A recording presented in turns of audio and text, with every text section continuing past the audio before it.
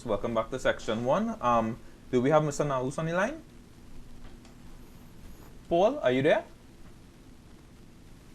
Hello?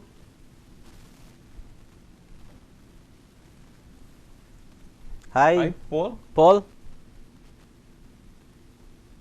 I think we're having a little technical problem. 1 second. I think we just fixed one of the lines there. Either way, Stefan, so we are going to have a conversation with Mr. Nahous. He's a security consultant expert, and specifically we want to discuss some of the measures that are being proposed to tackle violence against women. We've had one specific proposal that is being bandied about, which is the pepper spray as a device, make it available to women, make it available, I suppose it's to the population, and that women could access it, keep on them, and whether it will be effective. I know that we've had of police saying that it gives women a fighting chance. A fighting chance, is that? Yeah. Paul, are you there? Yeah, I'm hearing you. A little faintly, but I'm hearing you. Yeah. Yes. Hi, Paul. How are you going? Not too bad today, and you? Good. Good. We wanted to have a chat with you on this issue of the new measure of the introduction of pepper spray and these non-lethal devices being made available to women who may be the target of violence. We had the Commissioner of Police who said, well, look, it gives women a fighting chance. What are your views on it? Do you think that it's something that could be introduced in the current climate? Is it that you need special training to be able to do it? Should it be regulated? Do you have views on these things, Paul, that you could share with us? Yes. So, first of all, I do agree with any tool being made available, any sensible tool being made available, which can give our citizens, especially our women, a fighting chance. However, and I'll say this, that I do agree with regulations being put into place, because a big part of the problem with certain materials that may be available, and so for not just self-defense, different things, is that we seem not like to regulate too much in this country for some things, and we seem to over-regulate other things. Right. A sensible regulation to pepper spray is a good idea. Yeah.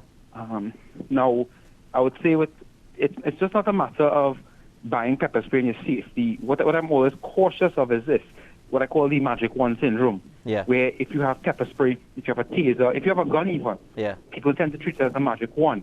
Yeah. I'll say this, I always say it in firearm training, that a gun is a sword, not a shield. Yeah. The effective way to protect yourself with it, just like pepper spray or anything, is to use it against your attacker, not just to have it on you. Yeah. People, I think, underestimate how much pressure and stimulus is introduced when you're being attacked, and that affects your ability to use what you have to defend yourself. Well, one of the things, Paul, I think for some of our viewers on Jagrity, I mean, we're hearing the term pepper spray, right? And, you know, obviously there's some comical conversation around it, but what exactly do you mean by a pepper spray? Is it some type of aerosolized I'm device? glad you brought that up. I'm very glad you brought this. Again, this is going into why I believe that it is almost useless without proper training or proper knowledge. Right. That, first of all, the term for it really is OC spray.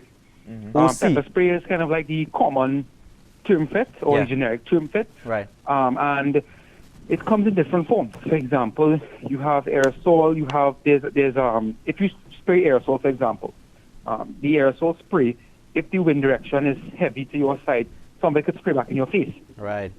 So there's that. Now, if you go and you buy this on a type of pepper spray in the market, there's actually a gel, and the gel launches quickly and aggressively and liquefies.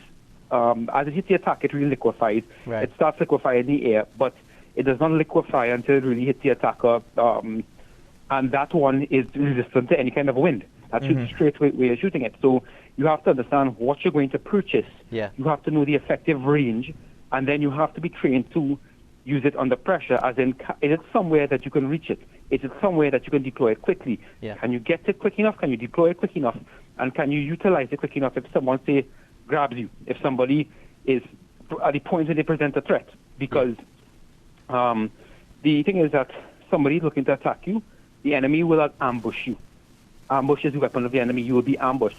Are you aware enough when you're walking from point A to point B of what's going on around you to spot somebody coming up with possible malintent, to start to prep yourself mentally to do what you have to do? There are all these considerations in it. Yeah, and I suppose that will mean training. So I suppose one of the things you would want to see is that if it is made available, that people who have it at least have some type of training in it, some type of public training, either the police or... They must be mandatory training. Mandatory. Further training is always better, but there has to at least be training so people understand what they have and understand that just because you have it in your purse, have it in your pocket, have it on your person, it is not a magic wand. It's not going to automatically protect you. Yeah. You have to be able to use it, and you have to be able to use it in a very high-pressure situation. Yeah, because you see talks now ongoing about you need to possibly apply for a permit for this pepper spray for one of these devices. So you're saying that with that permit comes mandatory training. Then you propose that maybe mandatory training should be implemented with that granting of the permit. The system, I don't know what they intend. The government intends with it, but I would say that simple, short training process, and I mean when I say simple and short training process, a day or two is sufficient. Yeah. Mm-hmm. It's not what I would recommend if you really want to know how to defend yourself. I always say seek further training, but you should have to do some type of recognized training for it. Yeah. Use that training to acquire the permit and then purchase. Now, in a properly regulated system, that need not take a 2-week approval or whatever the approval process is. Yeah. In a proper functioning system, that can be approved in a day. Correct. You get a training certificate, for example, for a day of training or 2 days of training. Yeah. Then you go the next day, you apply, they give you a printed out receipt or so, and you go and make your purchase, and all that is recorded for transparency. So if it is done properly, it can be done very quickly. Yeah. Paul, I was just wondering, on the other side, what type of we say non-lethal, but obviously this causes more than discomfort to someone it's being used on, and then more than, as with any firearm or any weapon, there is a potential for misuse or even accidents taking place. Yeah.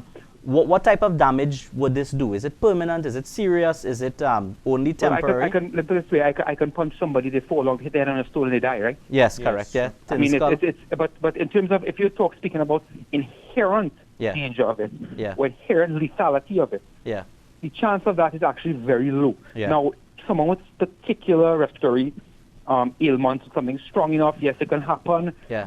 It's very, very unlikely for it to happen. That's why the term really that's used is less than lethal. Less than lethal. It's not inherently lethal. Yeah, yeah. It's very rare for it to be lethal. Also, too, this is where legally, and I mean, I could be correct if I'm wrong, but legally, I believe this is a way to safeguard people as well. Because if you have training and you can show that you used it in relation to your training to defend yourself, but you were taught that was approved by the government or whoever to get it, you can show that you used it with the due diligence you were taught to use it with officially. Yeah, you didn't use it recklessly, because the law would come against you if you used it recklessly, right, or negligently. Are there other devices out there in the market? I mean, as an expert, you would know. Are there other devices that you would either recommend or should be considered instead of the or along with the pepper spray I think type pepper device? spray is a good one. The stun guns or the tasers, those are another alternative. The pepper spray, I think, in my opinion, is more effective than that because you don't have to wait for somebody to literally be on top of you. Some pepper sprays can go 10 feet or more. They can spray. Right. I prefer the pepper sprays for that. I'd always tell people I am a big advocate of firearms. Yeah, yeah. And to get that, because these guys are not coming to you with water guns, and they're not coming to you intending to just scare you. These guys are coming, and they see no qualms in killing you. They see no qualms in raping you. They don't care. Yeah. And you have to be prepared. As scary as it is, you have to be prepared to defend your life with lethal force. Yeah. Yes. Exactly. To do that now, you need to be equipped with lethal force. Yes, exactly. And well, I mean, one of the obvious things, and I hope I'm not going to put you on a spot, but do you have the government's intention is to make this available to a large cross-section of the population, but what type of costs would this come at? Because, we're going through hard times. Every dollar counts for a lot of people and a lot of women. I can't tell you, I have no clue or no bearing or no estimate, because also, too, I don't know. There's so many variables. What kind of training, how much training, what the process regulation will be, what type of pepper spray will be available. There's so many variables. You can't say now. You can't even estimate right now. Yeah, understood. All right, well, Paul, thanks for that conversation with us and updating our viewers on it. Hopefully, when it's if we see some concrete proposals, we'll like to have you back, maybe with some type of assessment of it. I'm available to you all, gentlemen, anytime you need me. Thanks a lot, Paul. Take care. No problem.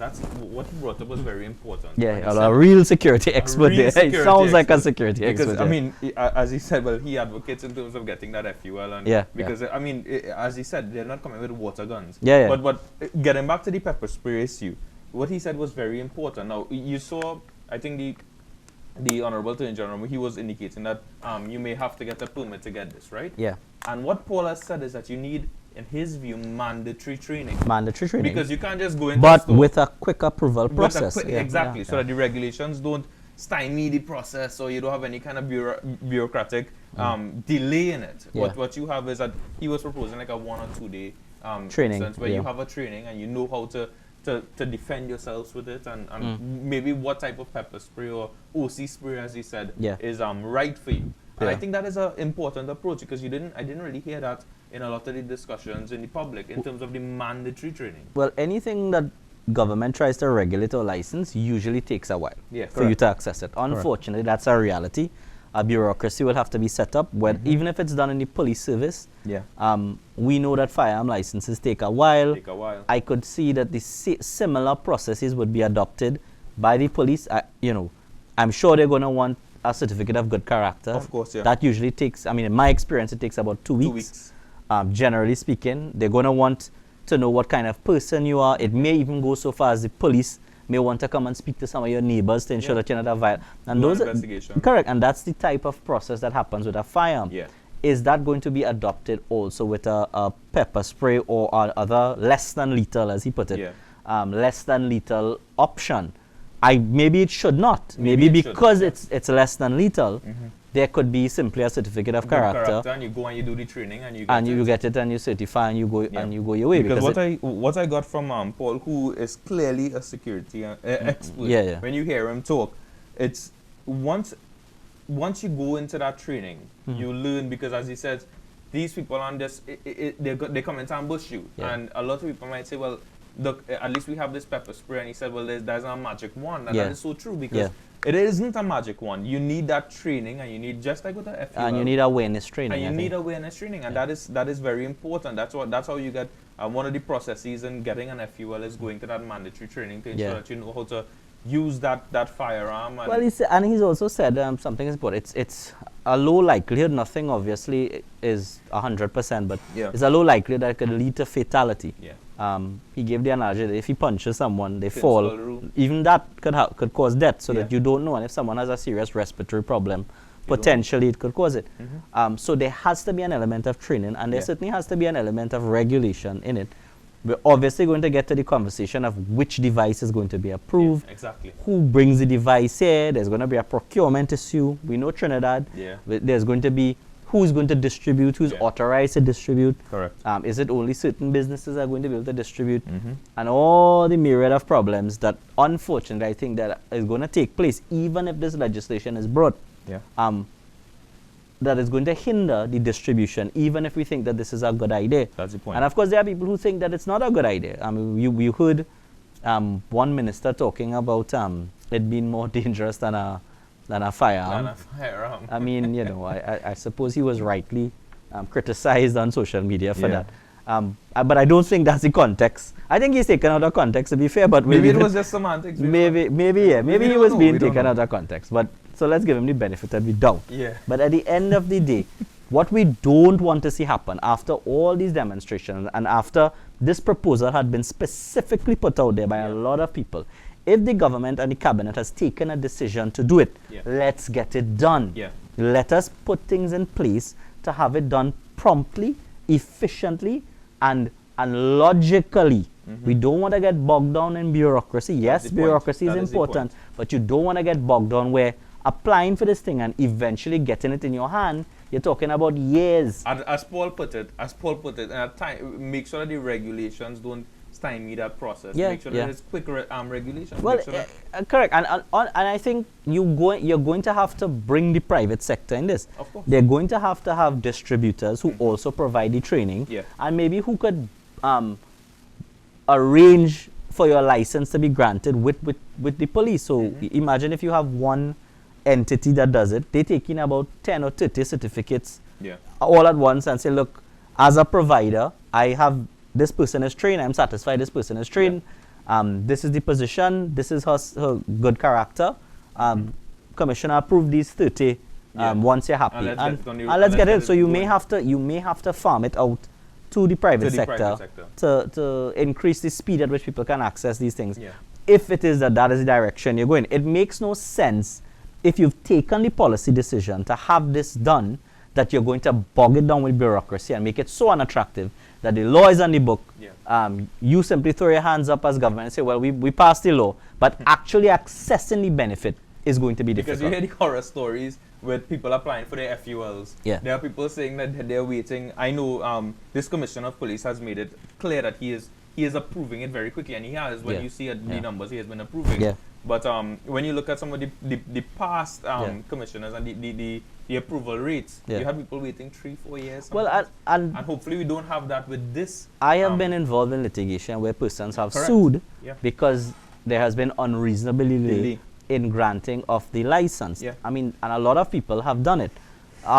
This I can say from my experience that I think in this current regime under this commissioner, there has been a concerted effort to try and quicken the pace of the approvals. Yeah. There are clearly kinks in the system that maybe are beyond the control of the commissioner or beyond the control of the senior police who deal with it.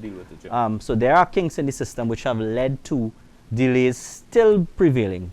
But at the end of the day, you want your bureaucracy, you want your systems in the police service to be working effectively. And if the approval process for firearm licenses are not working properly in the police service, well then you have to consider whether you want to further burden the police service with another thing, or you want to at least farm out part of that process to private authorized institutions. Yeah. Maybe the Ministry of National Security would get involved in it to have some type of supervision over it. Maybe there'd be set up a body specifically to deal with these things. Yeah. However, whatever method you adopt to get it done, the point is you want, if you've taken the policy decision to have this done, let's get it done. Let's get it done, and let's try it and let's see what happens. Well, I wait with bated breath to see what the Attorney General comes with. He says it's coming very soon. It's coming very soon. So, but I want to see what legislation he's going to bring, because I'm not too sure that you need legislation. I'm not too sure that you need the extent of legislation that he seems to be suggesting that you need.